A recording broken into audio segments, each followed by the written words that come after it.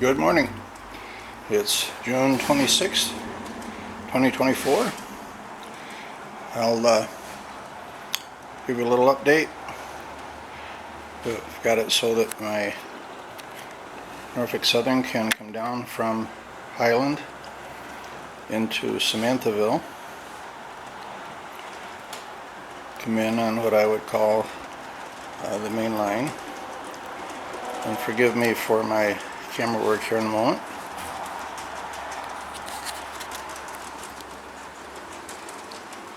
We've got to let the train clear the last turnout here.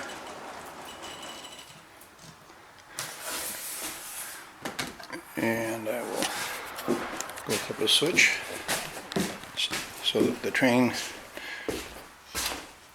can park these cars for local use.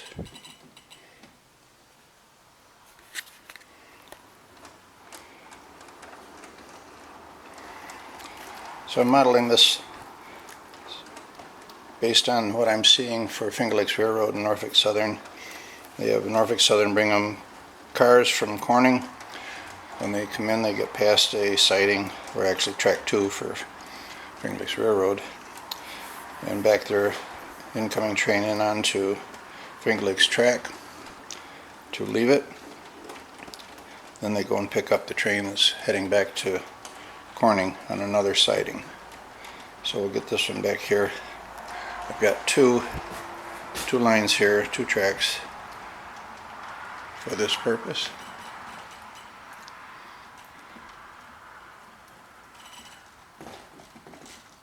Okay. So if a train is too long for this siding, there is another siding there for the rest of the train, and it would always be something to keep in mind when they build a train. So here's Samanthaville as it stands right now. It's not complete. I do have the main line around, and we'll get there in a moment. In the back, I'll have locations for various industries. I don't have the track work done on that. I just have the roadbed area painted. So that can all be industries across the back. It is obviously dark now, but I will be putting LED lighting up underneath the Highland yard here. Highland yard is painted. Don't have any track work done yet. And this paint was one that my wife had for her house back when we got married in '06, and it came here, and I'm finally getting around to hopefully using that up, so that can be one more can of paint that we get removed from our collection. I have a team track area here, just a little short stub end. Siding can come around to the aggregate facility. I have to do the grate work yet and track work here. I've painted the roadbed areas and the roads with paint I have left over from my deck, same color at this point. Hopefully the truck drivers know which one to take. Once the track is in there, that should make it easier for them. The main line can continue around and back, and then there's a siding that will come over here to an industry, and there will be 2 tracks. There's only one sitting there now, but there'll be 2 tracks, one where the boxcar is and one where the track is. Boxcars will have access to doors on that part of the industry. It's a covered industry, will be.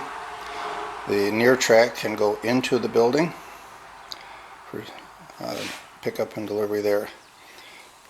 If I go back behind here where the switch is or turnout, the main can continue over here. Someone suggested I have a runaround track so that I can keep trains operating for interest. I'm not into doing that. I don't see that on the real railroads, but we have the potential. The funding kind of ran out for the bridge, I'm going to say. we got the abutments in. This is left over from my G scale. That's why it's a little out of proportion. So we're going to say federal funding ran out, so the deck is going to have to come sometime later. While I'm over here, Jamesburg will be over here. That's not Jamesburg. Well, that's my mess. So eventually this will get cleaned out, and this will be another area for industries, and I'm going to call it Jamesburg after James, one of my grandsons. Also, while I'm here, I use this ProForm Quick Set light. It's a setting joint compound. This one has a 45-minute set time. I get this at Lowe's. This is the only bag I've ever bought. It's lasted me for years. They have, I think, 30 minutes and 60 minutes, so you get a choice as to how fast you want your plaster to set up. I use this for rock molds. I use it for sculpting areas that I want to fill in. So it works very well. I like it. It takes paint very nicely, as far as I'm concerned. For cleaning my track, I'm using CRC 2-26. I get that at electrical supply place.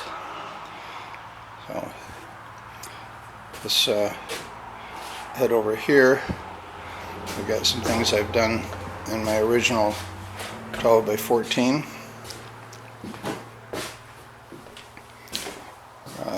This will be a scrap metal area, and I make these cubes.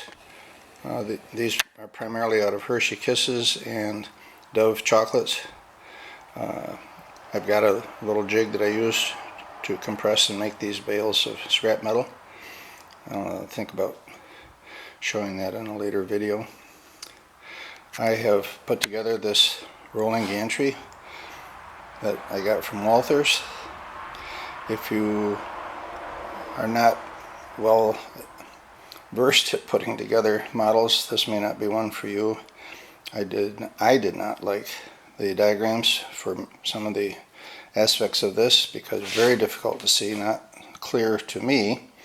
So therefore I had 2 or 3 things that got glued together, and then later on I realized, wait a minute, that's backwards or upside down or whatever it was, and I fortunately could get them to come apart without destroying things and get them situated the way I see now that they should be. But I do like this. It does roll. I tried to do that here. It rolls very nicely. I have a container on there. I just glued it on with Elmer's glue. You know me and my Elmer's glue. That is one of the ones that I've made. I showed that how I did that on a previous video. These, a lot of them, have wood blocks inside. This one does not. It's just paper, so it's very light, so it hangs on there waiting to be loaded on the truck.